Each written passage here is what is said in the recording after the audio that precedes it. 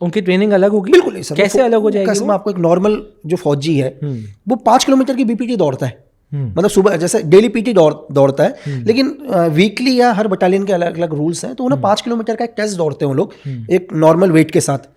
वहीं क्या है, पैरा ऐसा 40 किलोमीटर रनिंग करती है सर जी। 40 किलोमीटर रनिंग करती है लगभग 28-30 kg के साथ रोज, मतलब क्वार्टरली तो उन्हें करना ही पड़ता है, डेली भी वो रनिंग करेंगे तो डेली भी कम से कम 20-25 किलोमीटर रनिंग करते हैं वो लोग।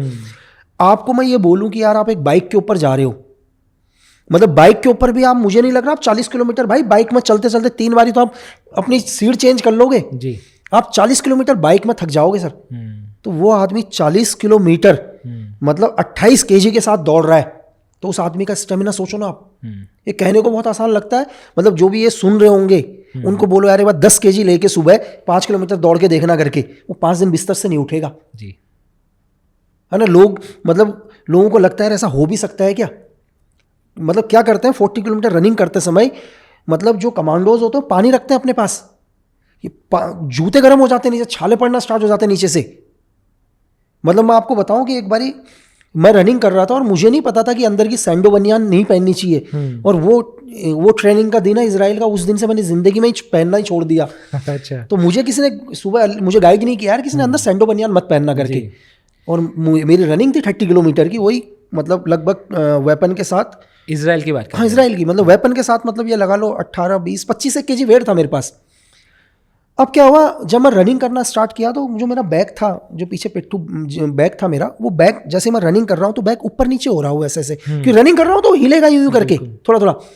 जब 30 किलोमीटर तक मैं रनिंग करा तो उसने मेरा पूरा मांस अलग कर दिया। उस टाइम मेरी बॉडी इतनी गर्म थी कि मुझे पता ही नहीं चल पाया कि मेरा मांस निकल चुका है पीछे से, क्योंकि एक ही जगह पर अगर आप बार बार कंटिन्यू ऐसे करोगे, सोचो मैं 40-30 किलोमीटर में कंटिन्यू एक बैग मेरी बॉडी के साथ ऐसा ऐसा कर रहा है, लेकिन मेरी बॉडी इतनी गर्म थी कि मुझे उस दर्द का एहसास नहीं हो पा रहा अभी। लेकिन जब मैं रनिंग कंप्लीट करने के बाद वापस आया तो कम से कम मैं 3 महीने तक सो नहीं पाया उल्टा, मुझे 3 महीने तक मैं पेट के बल ही सोया हूँ।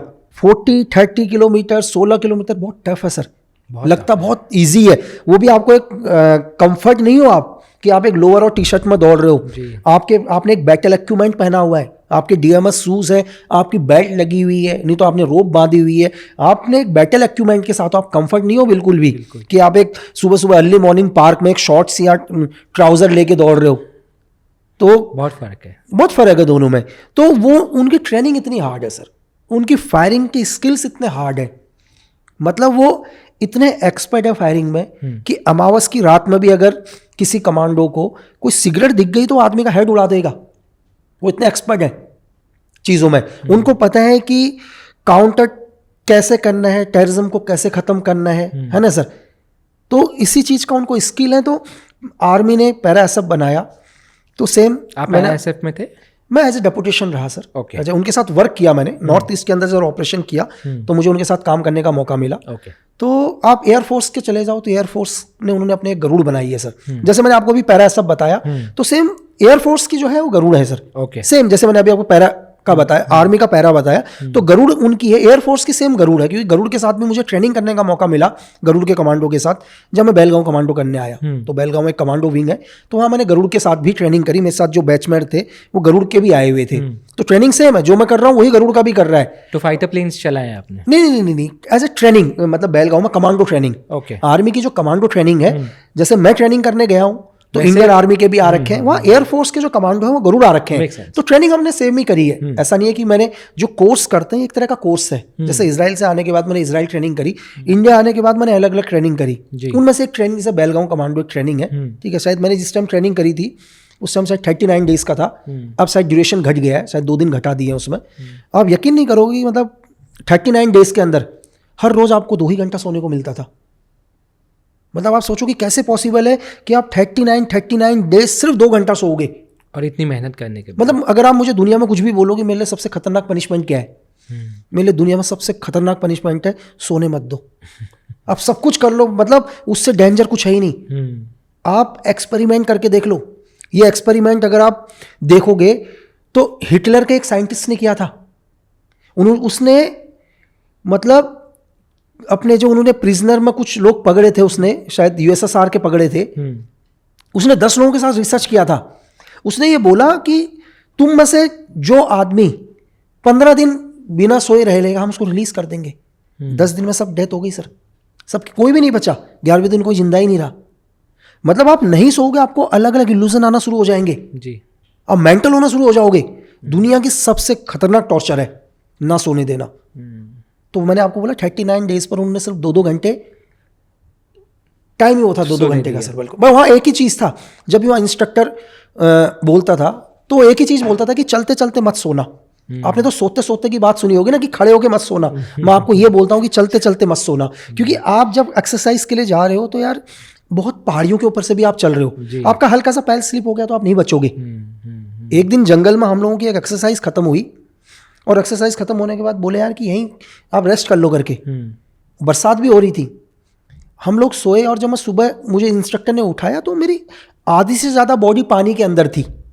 मतलब इतना इतना हिस्सा मेरा पानी के अंदर था, पूरा आधा, मतलब फेस बचा हुआ था, बाकी लगभग मेरा बॉडी का हिस्सा।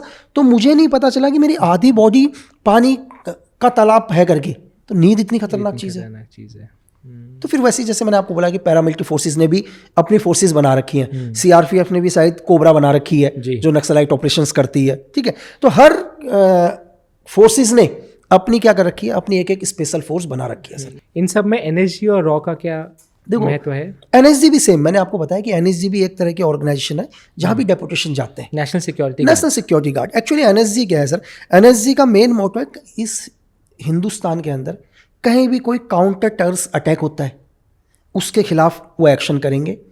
कोई भी स्काई, कोई भी प्लेन हाईजैक होता है, ठीक है, इस हमारे हिंदुस्तान IC 814 जब प्लेन हाईजैक हुआ था, जैसे आपने देखा भी होगा, नेटफ्लिक्स पे एक शो भी आया है। तो इसके बाद इस 52 स्पेशल एक्शन ग्रुप को बनाया गया। इनका काम ही है, अगर इंडिया के अंदर कोई भी प्लेन हाईजैक होने की कोशिश करेगा या होगा तो इस ये हाईजैक को कैसे रोकेंगे, इसकी महारत हासिल है सर इनको। अच्छा, ठीक है। तो मेन काम एनएसजी का यही है, मतलब काउंटर ऑपरेशंस और स्काई ऑपरेशंस के अंदर इन दोनों को है।